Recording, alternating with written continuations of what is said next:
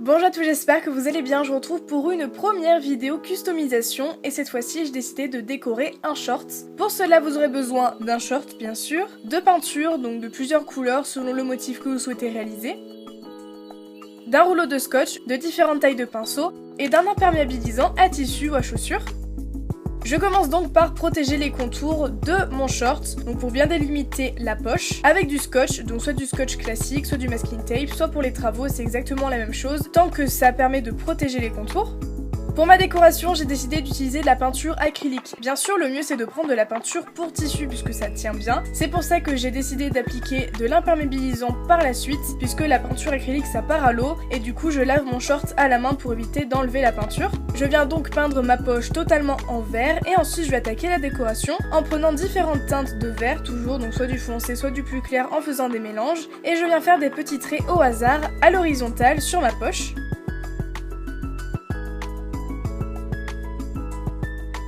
Si ma couleur est trop intense, je n'hésite pas à tremper mon pinceau dans de l'eau pour venir flouter le tout et faire en sorte que les couleurs se mélangent légèrement.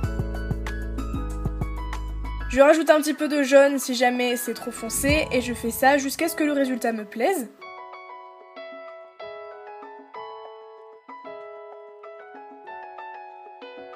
Et je n'hésite pas à mélanger un petit peu les couleurs entre elles tant que ce n'est pas sec avec un petit peu d'eau. Pour ce qui est de mes fleurs, ça va être la partie la plus technique mais pas la plus compliquée puisque c'est assez simple. J'ai choisi des motifs qui sont relativement faciles à réaliser. Je commence par dessiner le centre de ma fleur avec un pinceau plus fin et la peinture acrylique marron. Je dessine donc des ovales et je n'hésite pas à m'inspirer de modèles qui existent déjà. Pour ma part c'était un dessin sur un ukulélé. Une fois que j'ai fait mes centres de fleurs, je vais pouvoir faire les pétales et pour cela je vais prendre une couleur ocre. Je donne un coup de pinceau à chaque fois en essayant de les faire un petit peu courbés pour donner du réalisme à la fleur.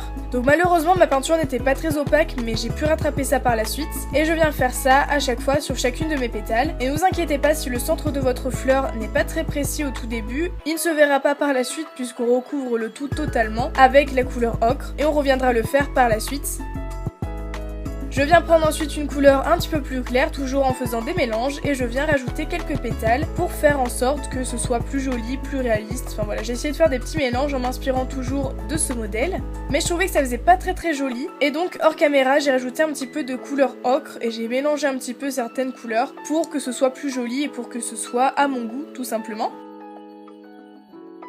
Une fois que c'est presque sec, je vais pouvoir redessiner les centres de mes fleurs en faisant toujours mes petits ovales avec ma peinture marron. Et je trouvais qu'il manquait un petit peu de jaune dans le fond, c'est pour ça que j'ai repris mon jaune mélangé avec un petit peu de blanc et je suis venue rajouter des petits traits dans le fond que j'ai ensuite flouté avec un petit peu d'eau. Donc n'hésitez pas à revenir sur certaines étapes pour que le résultat vous plaise, puisqu'il y a toujours des petits trucs qu'on oublie de faire. Et là je trouvais que mes fleurs faisaient un petit peu fake, c'est pour ça que j'ai repris mon pinceau du début, toujours avec un petit peu de couleur ocre ou pas du tout. Et vu que ma peinture marron n'était pas totalement sec, je suis venue redessiner les contours en faisant des petits à-coups tout autour pour que ce soit un petit peu plus flouté et plus réaliste. Et bien sûr ça reste des fleurs très abstraites, c'est pas forcément ultra joli mais j'aimais bien quand même le résultat. Je rajoute un petit peu de décoration en faisant des petits points avec la peinture jaune et mon dotting tool.